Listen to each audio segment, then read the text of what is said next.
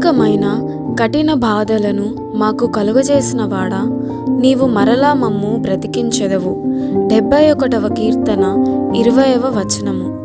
దేవుడు మనకు కష్టాలను చూపిస్తాడు. ఒక్కొక్కసారి దేవుడు మనకెలా శిక్షణనిస్తాడంటే, మనం భూమి పునాదుల్లో కంట దిగిపోవలసి ఉంటుంది. భూగర్భపు దారుల్లో ప్రాకవలసి ఉంటుంది. చనిపోయిన వారి మధ్య సమాధిలో ఉండవలసి వస్తుంది. కానీ ఆయనకు మనకు మధ్య ఉన్న సహవాసపు తీగె ఎప్పుడూ బిగుతై తెగిపోదు. ఆ లోతుల్లో నుండి దేవుడు మనలను పైకి తెస్తాడు. దేవుణ్ణి అనుమానించవద్దు. ఆయన నిన్ను వదిలేశాడని, మరచిపోయాడని ఎప్పుడూ అనుకోవద్దు. సానుభూతి లేనివాడని తలంచవద్దు. ఆయన తిరిగి బ్రతికిస్తాడు.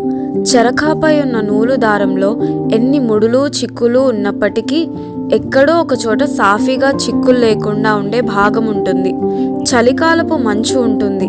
ఎట్టకేలకు వసంత ఋతువు రాగానే అది తప్పకుండా విడిపోతుంది. నిలకడగా ఉండండి.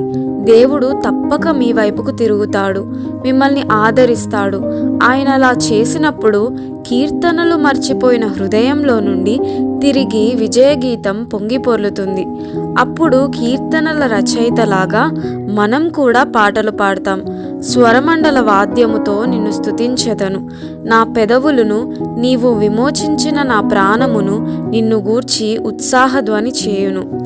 వర్షాలు కురిసిన, గాలులు వీచిన, చలికాలపు గాలులు వణికించిన, మబ్బులు కమ్మిన ఆకాశం ఇంకా చీకటైపోయిన, ఆకులు రాలి వసంతకాలం గతించిన, నా ముఖంపై గాలివానలు కొట్టిన, నిశ్చల సంద్రంలా నా ఆత్మ నిబ్బరంగా ఉంది.